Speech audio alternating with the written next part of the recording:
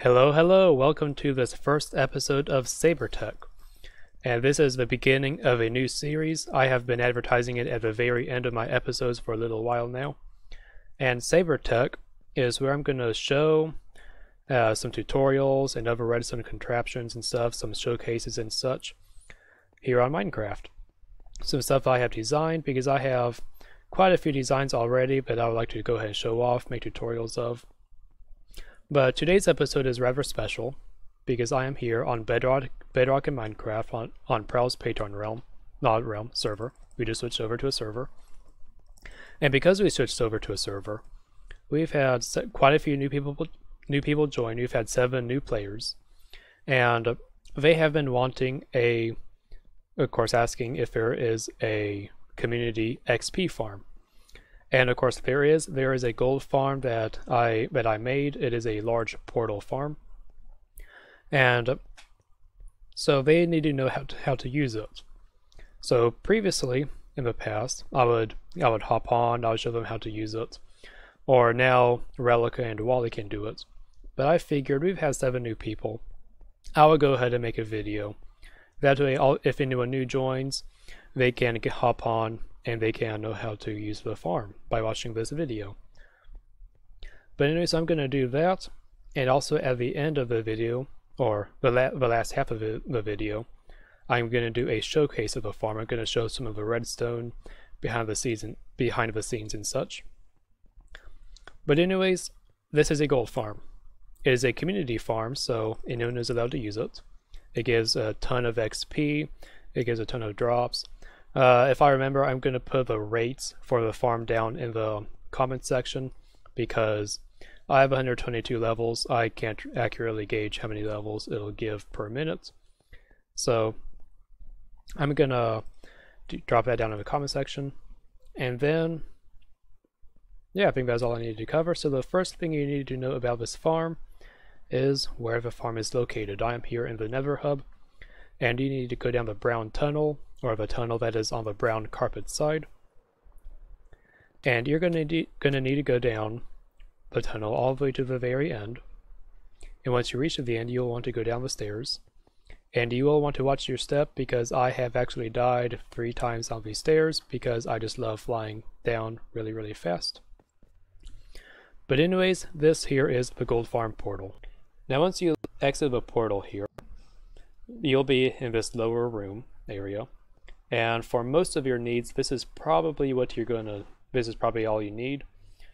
You can step in here and you can step on these pressure plates and you'll see the pigmen started building up right here. They're at 1 full heart because of the way pigmen and zombies fall.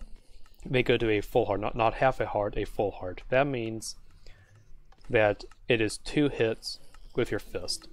Anything else, a shovel, a sword, anything except a hoe will be 1 hit 1 kill. So you can sit here, you can swing your sword, you can swing your pickaxe. You see I have obsidian back there to protect against you hitting it from back here. So I've got that in place. And this system here, just 2 trapdoors. You see how my trapdoors, pistons extend, pushing of these hoppers over. And yeah, it's a pretty nice system. It's as foolproof as I could make it. This way nobody accidentally leaves a lever on, nobody gets kicked off and we have problems when we come back, etc, and it's just so much easier to use.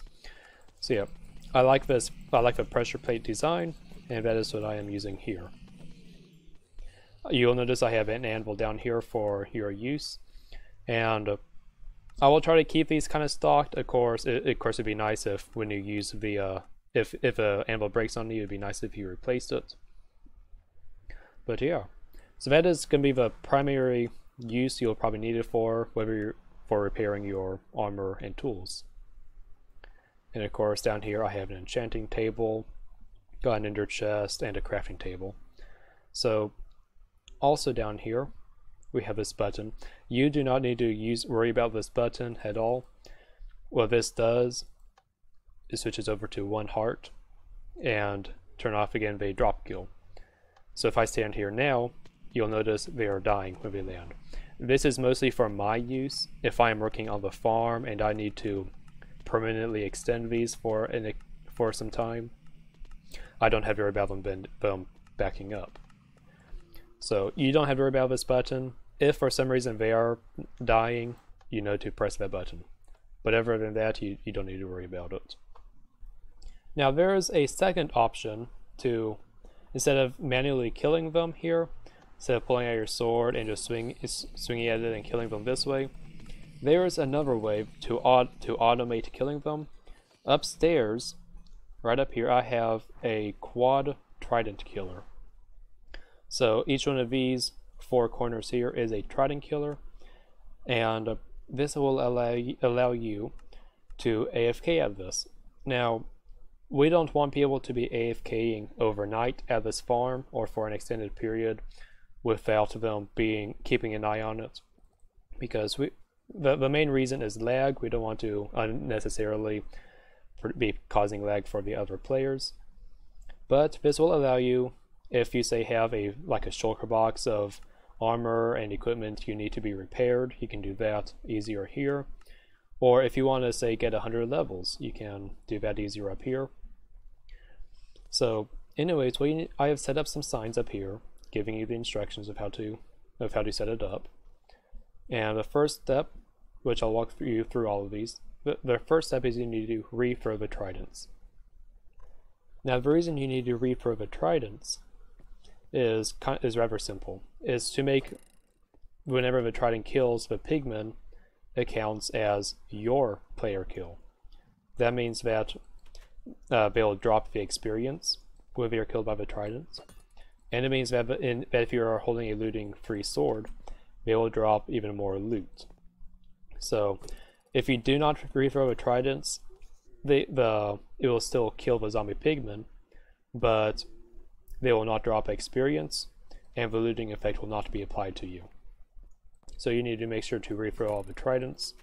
If the last person who used this farm is online, it will still drop the XP because it counts as their player kill.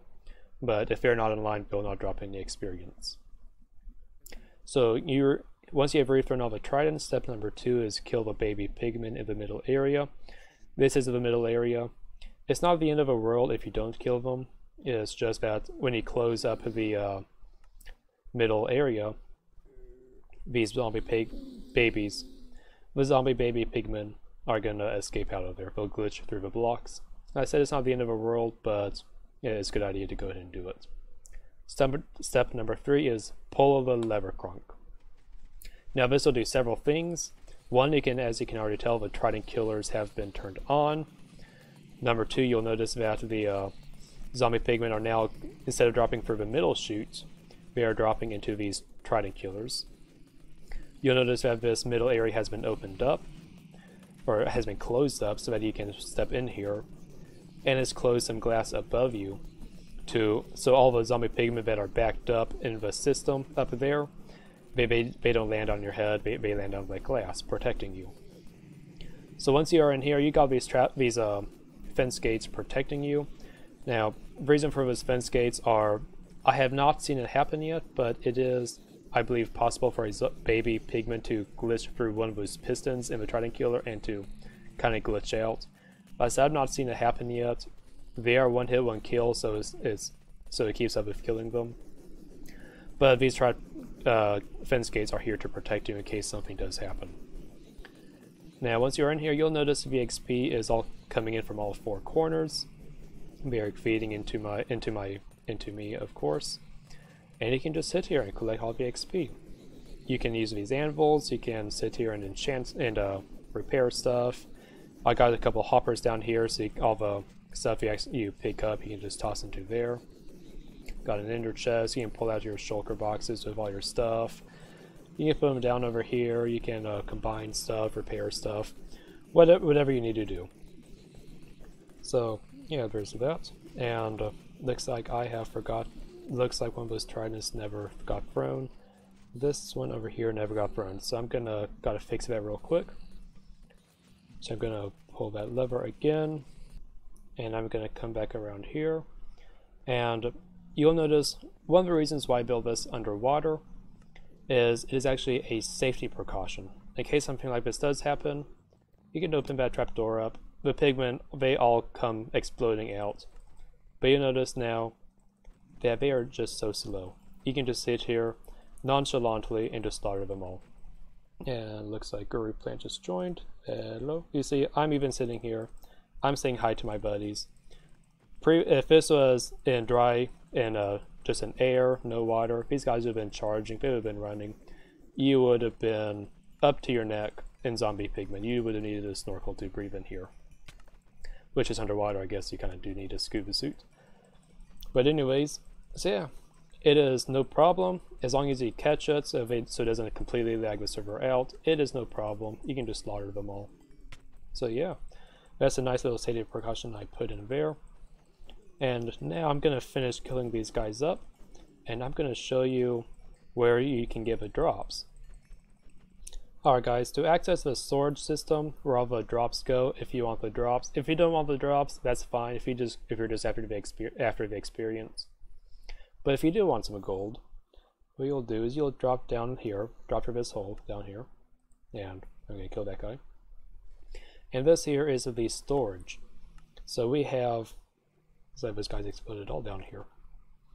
So down here is the storage, and you can see this here collects all the items down in here. So we got quite a few. We got quite a few here, and so we got all these different ingots and all. We got some little storage for bones. Yeah, this is the storage. So you can go down here. You can grab all the items down here, and it's all organized for you. If you're after any items that are not filtered out, end up in here. So we got all these random stuff. We got a couple leads from the wandering traders who end up in here, and I put some glass in there earlier because my inventory was full while I was working on this. But yeah, this is where you collect all the items from. Now, like I said, you don't have to come and collect all your items, of course. I got plenty of storage in case, so we can last quite a while. I always come by here because I have a golden carrot shop, and I'll just grab all the gold that's in the system. Now this here is first come first serve in a way, so if you come here you can just grab all the gold nuggets. If we can grab everything out of the storage, we're not worried about it. Now that being said, if you're using the trident killers do not make mobs drop any armor, or in this case swords. However, if you are killing them manually with your sword or your pick or even your fist, if you're going at it tough like, they're going to be dropping a lot of their golden swords. If the golden swords are getting filtered out, that's what all this mess here is. But if they're getting sorted out and they're getting put here into these blast furnaces to get smelted down, and of course then those drops go into these chests. So if you're using the manual killer, you know you probably have quite a few gold nuggets down in here to collect as well, if you are of course after the drops.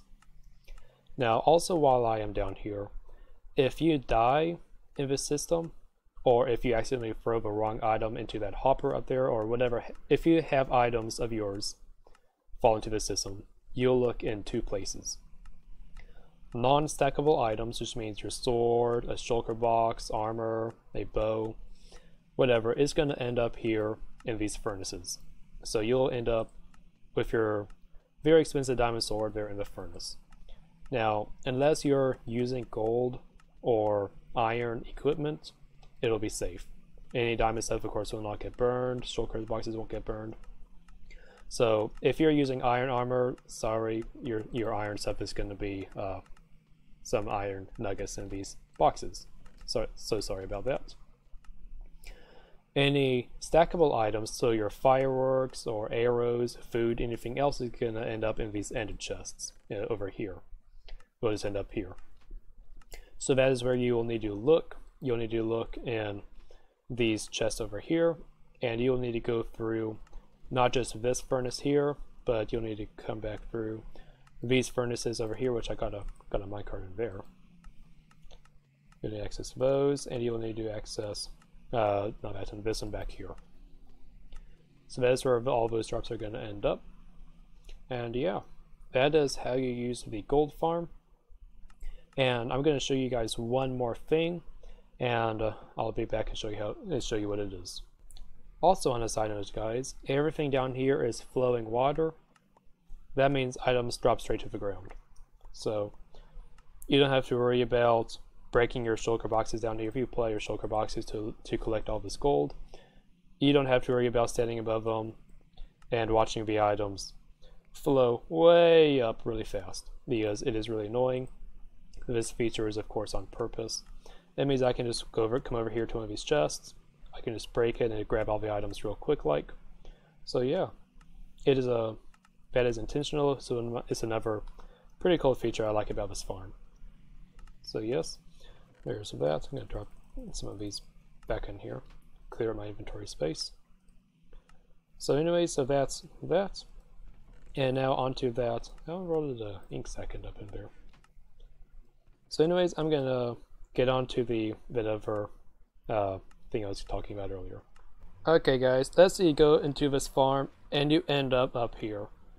Now this glitch happens sometimes when you're leaving the net, when you try to enter the farm. Instead of putting it out in a proper location down in the farm itself, or in the chambers itself where you're supposed to come out, you end up in the zombie pigman area. Now if this happens to you, you'll notice right where you are, you'll see pigmen all over the place. And you don't need to panic or anything. The way out is pretty simple. You just run to one of these sides and go over to where the water is too high, and you can just swim out no problem.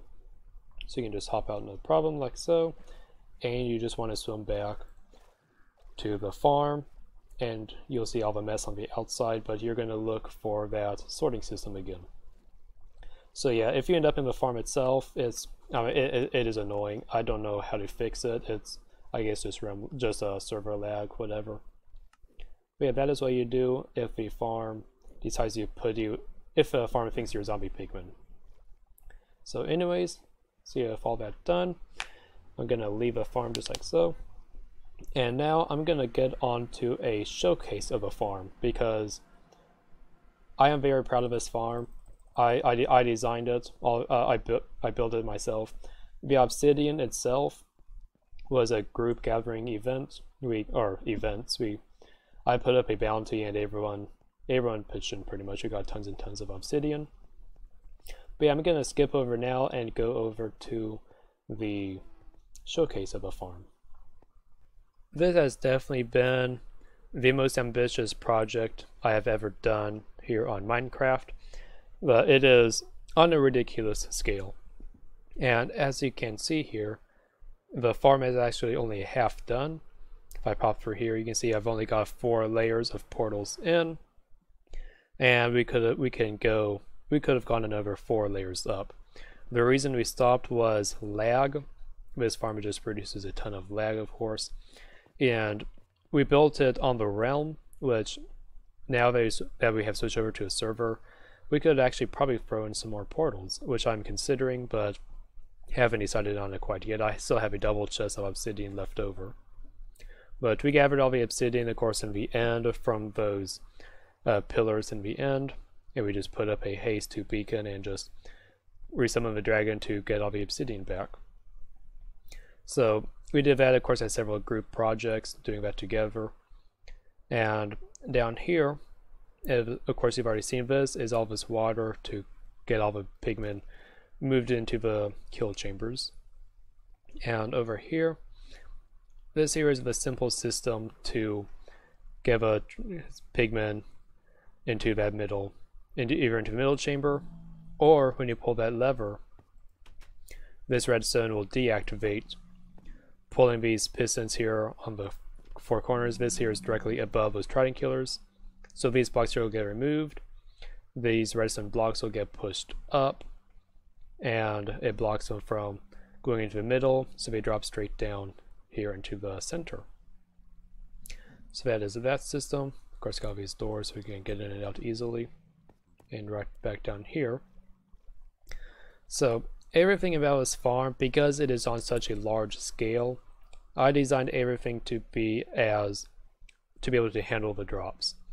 So we of course have a quad, a trident killer, to be able to kill all the pigmen quickly enough. And also we have a quad item storage. So this system here can take items at up to 4 hopper speed, and I'm gonna explain how I did that. So of course, with a quad trident killer, of course, each separate line has its own minecart hopper. Underneath of it, these go down and into the sorting systems. But for the 2x2 area, which is right here where you manually kill them, the items will come out and into 4 separate hopper lines. In fact, I'm going to jump in the inside so you can get a better look from in there. Alright, same view but from the inside. I use a method that I call stacking hoppers. I got a hopper line on top, running out, over, and then back out. It goes out to the side. Same thing on this side, goes out, forward, and jumps to the side to the right. But then I have hoppers under those that go into this chest, and there's hoppers under the chest pulling out from the chest down there. So the bottom hoppers will always get filled up first, but as soon as they start getting backed up, items start flowing from the top. So it can take up to 4 hopper speed of items. So I'm going to jump back to the outside and show you the item sorters. Same view again, but from the outside. You can see how the hoppers come out and point to the sides. And you may be wondering what these are. I've already explained that these are the non-stackable item filters that come out. And it is just in some simple ways. I'm not going to go over that. But you'll notice I have 3 of these per hopper line. That is because when it comes to item filters, 3 is the magic number. Because the way hoppers work, and bedrock, and lag, and etc., etc., if you have just 1, then the swords are, so you'll have a number of swords keep skipping over it. Same thing for the second one. It'll be a lot far rarer, but you'll actually have some swords skip over the first one and the second one. So I have a third one put in place to catch even those. Now, I have had this farm running, we've had this running for months now, and a grand total of 1 golden sword has made it through the system. So 3 is the magic number, definitely. So same thing you can see down here for the item filter, for the item sorters. I have 3 set up for each of the items, and these have actually held up very nicely.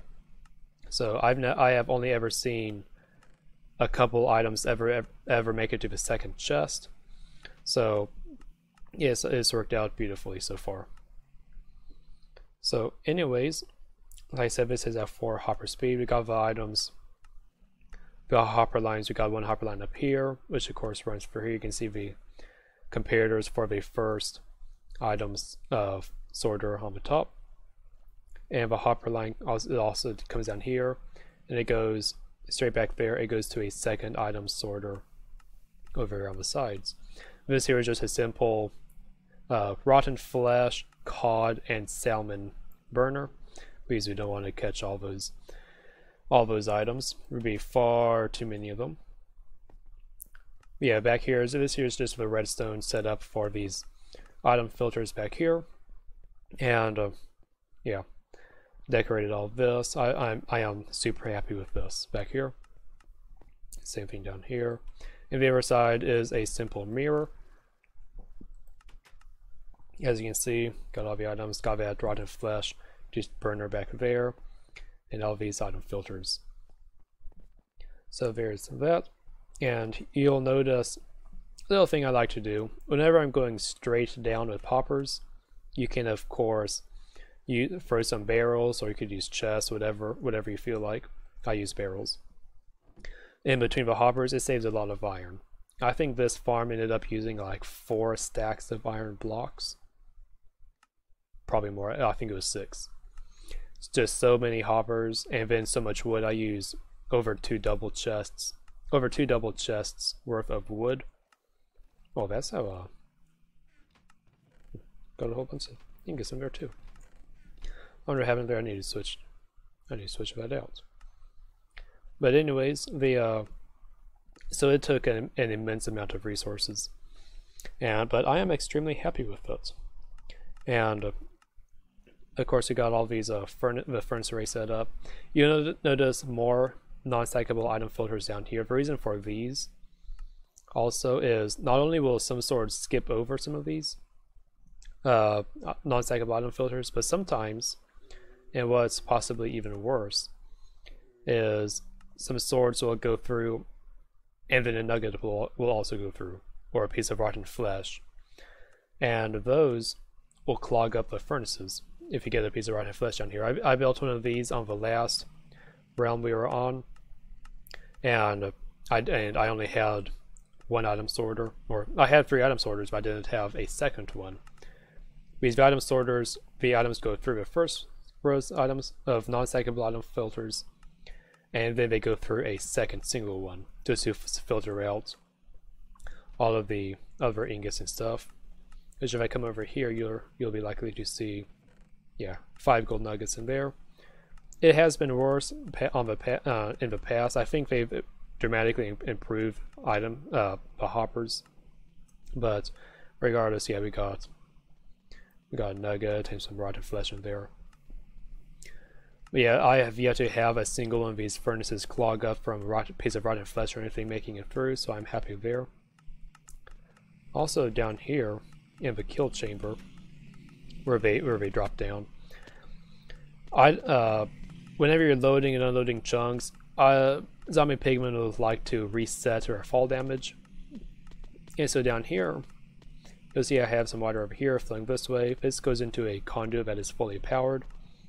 That is to kill off any pigmen that survive, because of course they'll like to wander over here into the water and they'll just get killed by the conduits. So there's that. And of course, to get the items up, I got this simple item elevator, which I got some items on me now, I can throw into there, with a simple clock on it to catch all of them. So I'm gonna jump up the elevator myself so I can get up and out a little faster. But yeah, that's the gold farm. Which were those items? Casco. There it is. But anyways, that is the gold farm, and I am missing another piece of glass. And I am very happy with it, guys. I stayed up late several nights in a row. I was just so enthusiastic about getting this project done. I'm not even going to attempt to explain all of this redstone because it is such spaghetti-like. If it was organized, I would definitely go through and show you all the little stuff I did back in here, but yeah, it's just too much stuff.